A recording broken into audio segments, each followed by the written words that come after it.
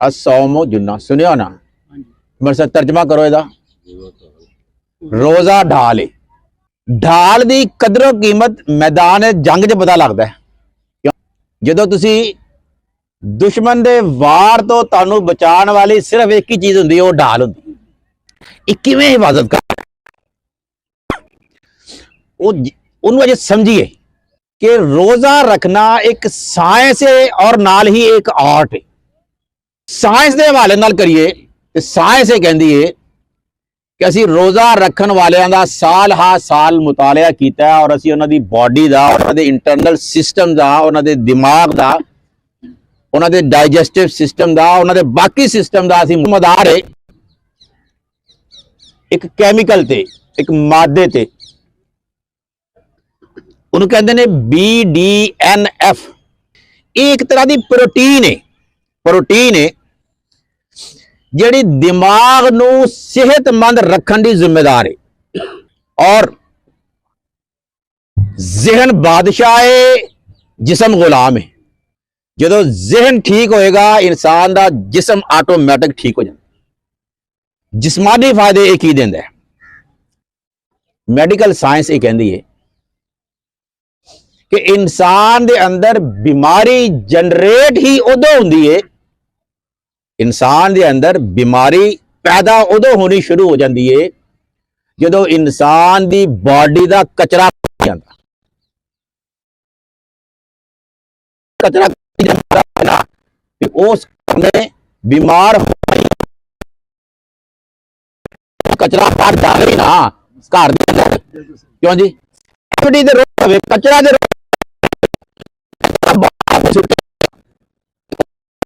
होएगा, क्यों जी? इस तरह ही जो असी एक खुराक खाने, खुराक एक पेचीदा प्रोसेस चो गुजर के, एक प्रोसेस चो गुजर के एनर्जी च तब्दील होंदी। क्यों सर? गल्लां क्लीयर हो रही ना? सादा सादा गल्लां कर रहे हैं ना। एक पेचीदा असी जो कुछ खाने आखिरकार ग्लूकोज च तब्दील होंदी। ग्लूकोज दे नाल ऑक्सीजन मिलती है, ਉਹਦੇ नतीजे कार्बन डाइऑक्साइड प्रोड्यूस होंदी है, वाटर प्रोड्यूस होंदा है, एनर्जी तब्दील मिलती। कार्बन डाइऑक्साइड असी नक दे थने बाहर कट दिंदे, बाकी जिहड़ा वेस्ट होंदा वो असी यूरिन के जरिए बाहर चला जाता, पसीने के जरिए बाहर चला जाता, सैल उन्हें बाहर धकेल लेंदे। जिहड़ा कचरा बनता है वो तीन तरह का होंदा है। एक गैसियस गैस की शक्ल च बनता है, गैसेस प्रोड्यूस है। एक लिक्विड की शक्ल च होंदा है। एक सॉलिड शक्ल च होंदा है। तीन तरह का कचरा, गैस, लिक्विड और ठोस, तीन तरह का कचरा बनता है साडी बॉडी च। और दो मकामां ते कचरा बनता है साडी बॉडी, दो जगह ते कचरा बनता है। जो असीं खुराक खाधी, एक साडे मेदे दे अंदर कचरा बनता है, बचदा है कचरा, और कहते हैं डाइजेस्टिव वेस्ट। वेस्ट के अंदर कचरे नूं डाइजेस्टिव वेस्ट, जिहड़ा मेदे दे अंदर डाइजेशन के दौरान बाकी चीज़ां दे एनर्जी न्यूट्रिएंट्स जिहड़े मिले, खून शामिल होए, मुख्तलिफ जगह ते चले गए, आखिरकार सैल चले गए न्यूट्रिएंट्स। बट जिहड़ा कचरा बचया वो फिर वड्डी आंत दे थ्रू साडी उहनूं स्टूल जिहड़ा असीं पास आउट करने, पोटी जिहड़ी असीं पास आउट करने, ये सॉलिड वेस्ट हुंदा है। ये साडे डाइजेस्टिव वेस्ट कहलांदा है। साडे मेदे दा जिहड़ा डाइजेस्टिव सिस्टम दे अंदर जिहड़ा कचरा बनदा है सॉलिड शक्ल है, साडी बॉडी चो वड्डी आंत, रेक्टम और एनस दे थ्रू साडी बॉडी चो आउट होंदा है। और यह आउट होना इंतहाई जरूरी की ख्याल है ना जी? कचरा है बॉडी चो बाहर जाना चाहिए। अगर किसी वजह तो किसी को कब्ज हो गई, किसी को और मसाइल ने, एक कचरा बॉडी चो बाहर नहीं जाता, ये बॉडी के अंदर मौजूद रहता है, तो इंसान के अंदर बीमारी पैदा होनी शुरू हो जाती है। एक होंदा सैलूलर वेस्ट उन्हें कहते हैं। वो सैल से जिस जगह के उत्ते एक केमिकल रिएक्शन होंदा है कि हुण आखिरकार ये ग्लूकोज एनर्जी च तब्दील होवे, उस जगह ते भी दो तरह का कचरा बनता। फिर एक लिक्विड वेस्ट होंदा है जिहड़ा साडे किडनी के थ्रू साडे यूरिन जो पेशाब करने वो साडा वो वेस्ट मटीरियल होंदा है, एक्सेस होंदा है, वेस्ट होंदा है। वो साडे यूरिन के थ्रू पास आउट हो जाता, बाहर निकल गए। एक बनता कचरा गैस कार्बन डाइऑक्साइड, वो साडे लंग्स के थ्रू बाहर चला जाता। अगर ये लिक्विड वेस्ट या गैशियस वेस्ट भी साडी body, gaseous waste, liquid waste, solid waste साडी बॉडी चो निकलने इंतहाई जरूरी है, अदरवाइज बॉडी के अंदर बीमारी जनरेट होगी। योग के अंदर, योगा के अंदर शतकर्मा 6 टेक्निका ने इंसान के फासद मादे या तेजाबी मादे बाहर कढ़न दे।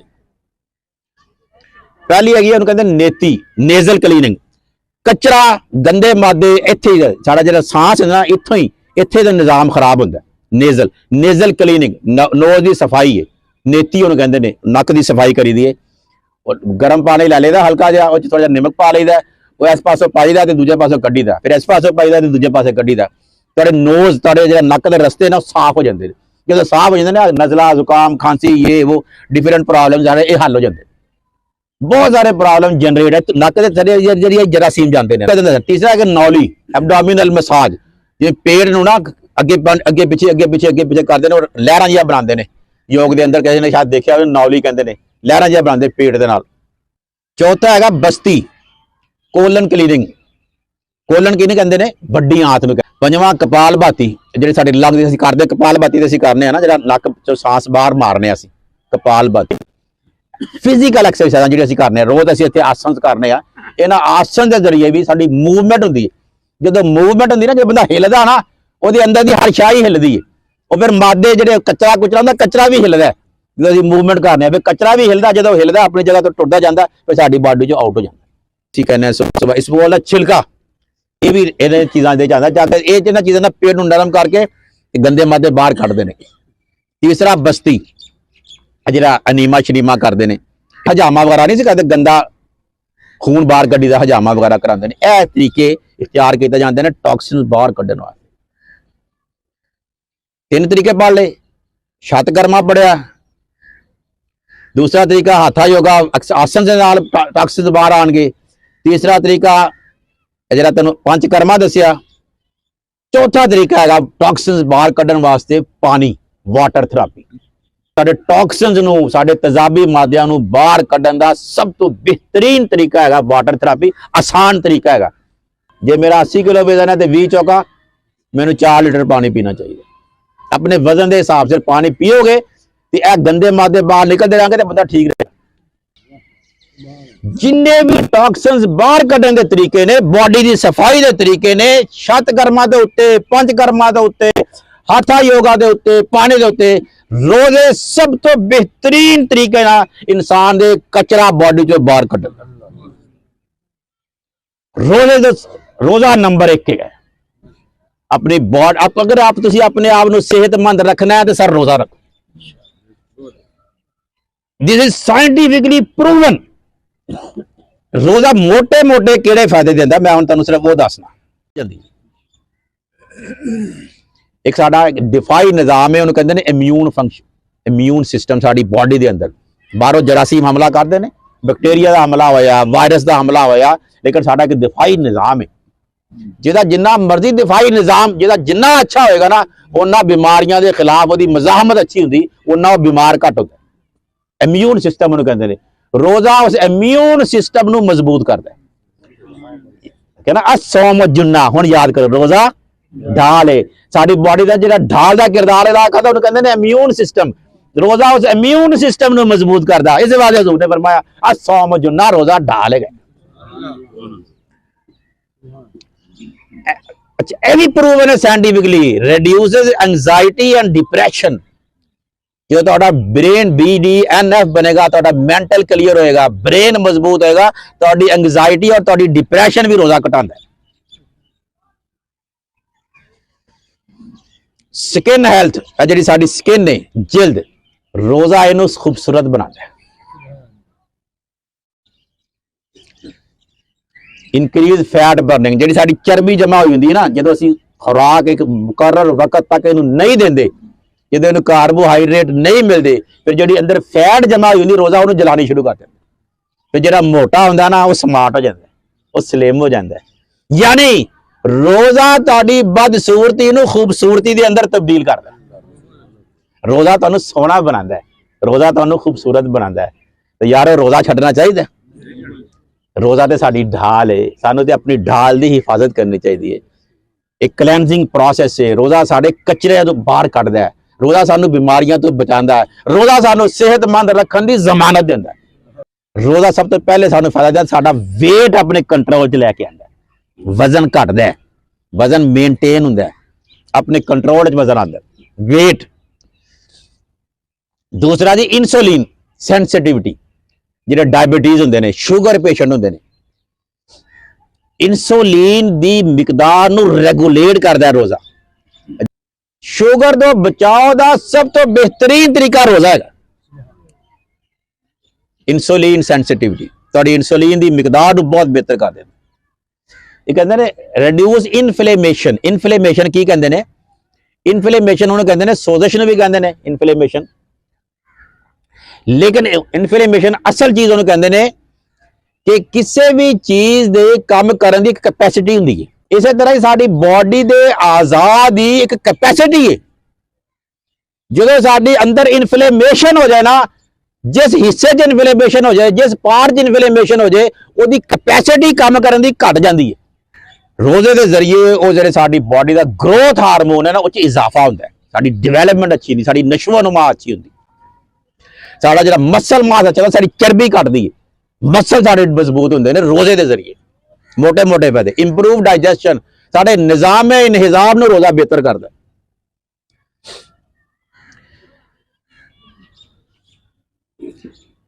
ਰਿਡਿਊਸ ਕੈਂਸਰ ਰਿਸਕ ਇਹਦੇ ਤੇ ਲੋਕਾਂ ਨੇ ਨੋਬਲ ਪ੍ਰਾਈਜ਼ ਲੈ ਲਿਆ ਕੈਂਸਰ ਜਿਹੜਾ ਹੋਣ ਦੇ ਜ਼ਰਾਏ ਹੁੰਦੇ ਨੇ ਜਾਂ ਜ਼ਰੀਏ ਹੁੰਦੇ ਨੇ ਉਹਨਾਂ ਦਾ ਰੋਜ਼ਾ ਸੱਦੇ ਬਾਬ ਕਰਦਾ ਬੰਦੇ ਨੂੰ ਕੈਂਸਰ ਨਹੀਂ ਹੋਣ ਦਿੰਦਾ ਕੈਂਸਰ ਤੋਂ ਬਚਾਉਂਦਾ ਹੈ ਰੋਜ਼ਾ